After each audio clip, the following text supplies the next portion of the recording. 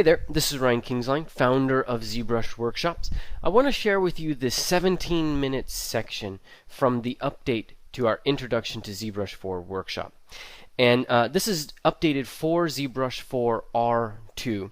And this is a look at how you can create a really simple grayscale presentation material. It uses LightCap and MatCaps, helps you understand the difference between diffuse and specularity, and it just sets everything up in a really simple way. So I hope you enjoy, and make sure you visit us at ZBrushWorkshops.com, and remember we have a brand new monthly subscription option. See you there. Let's look at how we can create a really simple gray presentation-like material. So the idea would be that this is just a very simple grayscale render, but that it's going to pick up the details, the specular highlights of the model, and give us a good kind of simple presentation tool without too much complexity, colors, or all these different lights. So the scene that I've created here has a very basic setup. On one side, I've got the material palette, and you can see everything is set at its kind of basic default values. 1, 1, 0, 1, all of that. All the colors are white. So everything in here is actually coming from the LightCap. And the LightCap has a lot of really important stuff going on there. It's not a lot of stuff, I shouldn't say it that way. It's just really important. So let's look at how we would create this from scratch. So I'm going to load in something that's just kind of everything's been removed from.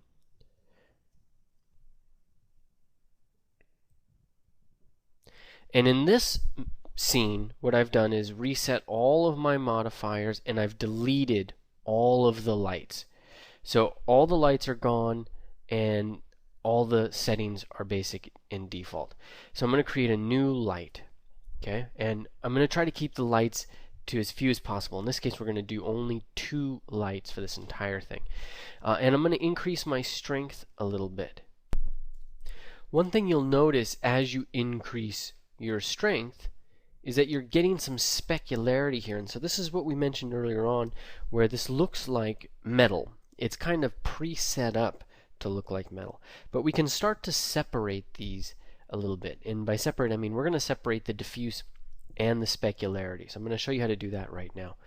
And that's probably the first most important thing to do, because this specularity is really layering on top, and it's really causing some confusion.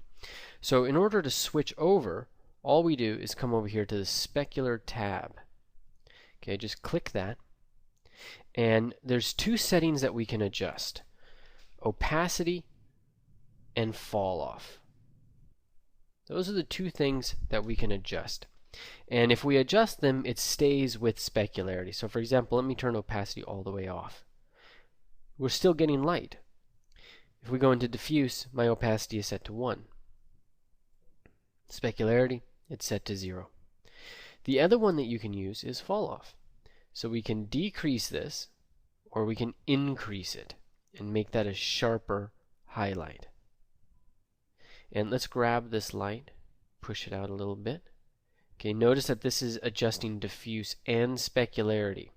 So position is not one of those things that is just limited to specularity. It's both. I'm going to increase the size.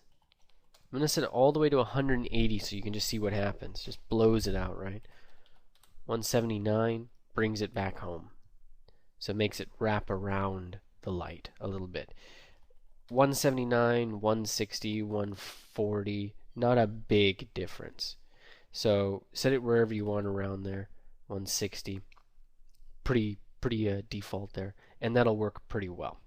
Let's get it positioned where there's a little bit of shading happening on the left side. So it's definitely some slightly from above. Okay, and then the specularity, let's adjust that. So fall off is how you're going to adjust how bright that specularity is. Well, not really how bright, how tight the specularity is. Opacity is how you adjust how bright that is. So let's do a BPR of this. Okay, And I should set everything back to default. Let's set gamma back to 1 and do a BPR. That way we see the whole process. Alright, so there we go. Specularity is now different. I'm going to lower the opacity. I'm going to lower it down below 0.5. That's when it really makes a difference. And there we go. That's something I can start to work with. But now I have one other problem that's really, really dominant. And that is that the shadows are not set up right. So we need to set them up right. The default is good in many cases, and then in other cases we run into problems. So I'm going to come over here, I'm going to open up BPR render pass. Okay, so that way I can show you what that shadow pass looks like. And now every time you render in ZBrush, it's actually rendering these passes so you can export them. But that's too much for a shadow pass. The shadow is actually modeling the internal form. So you want to make sure that you adjust this. The first thing you adjust is gamma. Set that up to 5. Let's do a BPR and see what happens. Okay, added a lot of contrast. Really pushed the shadow into very specific areas. Now the next thing I might want to do is come into blur, and I'm going to increase blur a bit. Okay, and that's going to it's going to increase the render time. So it's one of the latter stages, one of the latter stage items. But it's going to soften the edges of these shadows. And even blur out a little bit of them, the ones that are in the interior. So there you go. Everything gets softened and even lightened a little bit. So blur can be quite useful. The other thing that you can do is come in and set V-depth. So let's set V-depth to -10 just to see if we can see an immediate hardcore difference. And we should see an overall lightening of everything. Everything will get a little bit less intense. And then we'll dial that down. So there you go. That's your shadow. And you can see, it's completely removed the shadow from his cheek in the part that's facing us. And that's what V-depth is really going to do. It's going to kind of start to par things away from your shadow. Set that down to -5. Let's see how that works. And I find these are good combinations to work with. Is just angle is 30, blur is 10, V-depth is -5, gamma is somewhere around 5, and then you can adjust gamma downwards to increase your intensity a little bit. But we're going to be within the ballpark. And the rest of these adjustments you might be able to just do in post if you're going to use render layers anyways. Okay, so gamma there, that's too much. We're going to go 3.5. And that should give us everything that we need. If not, we just go back to 5. Okay, there we go. I liked 5. Alright, so now we've done a couple of things. We've set up our shadow, and we've set up our main light, and we've separated our main light's diffuse and specularity. That's hugely important. Now for our diffuse, we can adjust the fall off to just spread that over more of the model.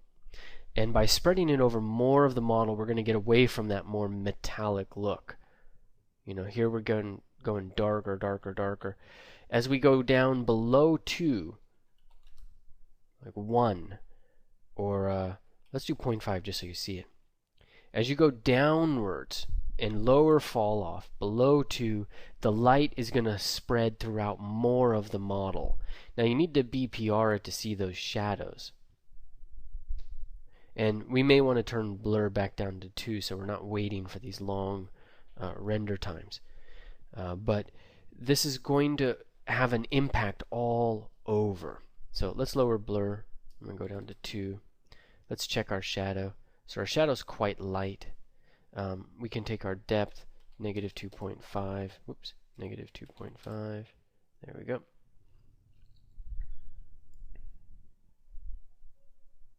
All right. Still getting we're getting a harder shadow now, but it's still limited to the edges. So that's fine by me. Now, something else that you may not be aware of. Shadow is still dependent upon your light's direction. So watch this. I'm going to come over here and I'm going to take my light and go completely opposite side and do a BPR. Different shadow. It's kind of important to keep in mind. Even though I'm going to lower that light intensity and the ambient, still going to give me a shadow. Let's see what happens when you turn the intensity off. Is that shadow still being cast? No. And then light properties, you can also turn the shadow off here. And even if there's intensity, it should be gone. So keep that in mind. Shadow should be and can be cast from the light itself, but when we have raised the aperture like this, we're really removing a lot of that shadow. So we would have to lower that aperture to get a little bit of that shadowing back and into effect. So there we're getting a little bit more of it. Let's lower the aperture a little bit more. And then just make sure in render properties, shadows are on, and BPR. Oops, turn shadow off.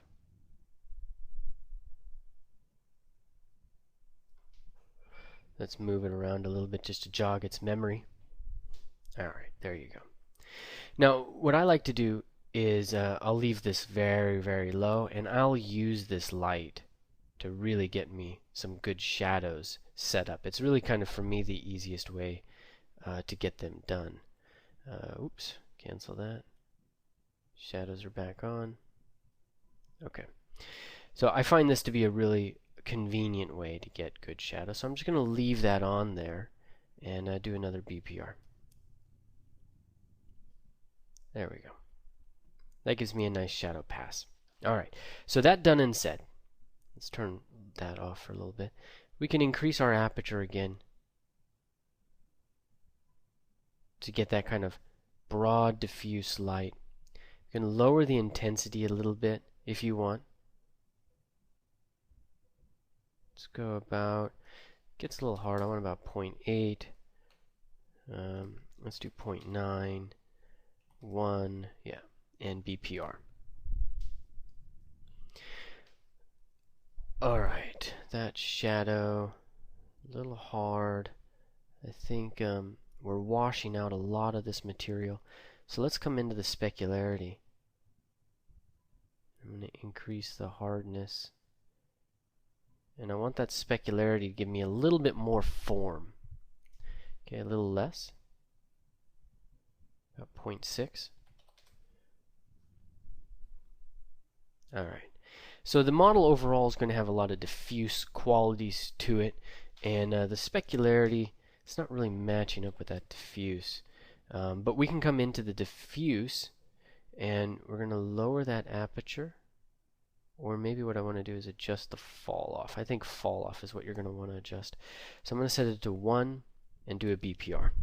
And what that has done, the principal thing that has done, is that's taken the area that turns away, goes into a crevasse, and allowed us to darken it.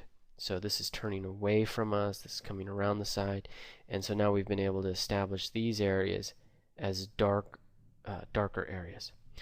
Lowering fall off put more light into those areas, and the effect of that was to basically lighten the whole thing and get rid of or almost emulate subsurface scattering. Almost.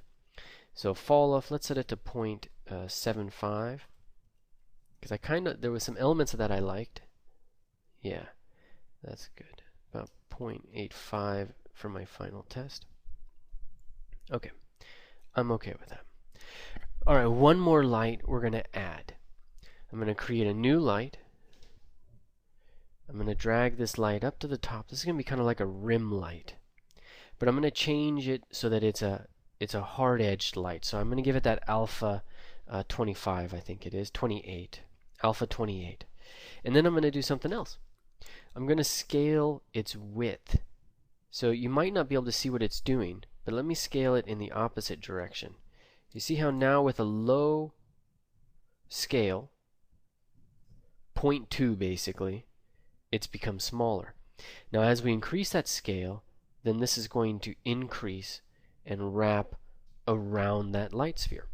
So this is one really neat way to just make kind of this nice rim light with a really kind of hard edge. You know, at the end of the day, that's a hard edge. You can adjust it with aperture a little bit, so that's working in conjunction with scale width. You can adjust the fall off of it as well, and fall off is just going to act as a final modifier, and it's going to take the edges of this and start to creep them back in, while at the same time retaining the hard edge at the center. So that can give you some softness if you want it. Let's see with the best preview render what we get. Now I want some more strength to that, and I don't want that to cast shadows.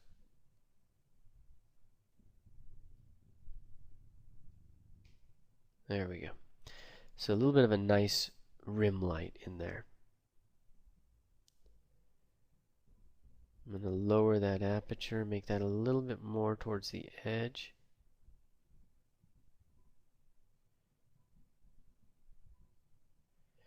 And I'm going to drag that out towards the edge. There we go. Best preview render it. Okay, there we go. We've got a little bit of a rim light, and we've got a basic presentation material and a basic rendering setup. You can color these lights a little if you want. You can add a texture to things like that rim light. This is just that Grand Canyon-like texture. We could have a whole bunch of different options in there. I'm going to turn these off. I'm going to set this to a slight bluish hue. Just slight, and do a BPR. There we go. So that's rendered. We've got a floor on, so you're actually seeing some floor shadow as well. We can zoom out a little bit. You see some floor shadow here. And I'd say we're in pretty good shape for having a very basic, very simple material that shows us how to use this whole LightCap and MatCap system with a little bit more control. Now keep in mind, this is all a MatCap now. So save the MatCap. Come in here, save, and then you can save it into, let's go into Pixelogic, let's go into Z Startup, and Materials. And now we would have MatCap, Gray, Presentation. Let's just go Pres. And now every time we start ZBrush, that MatCap will be there for us.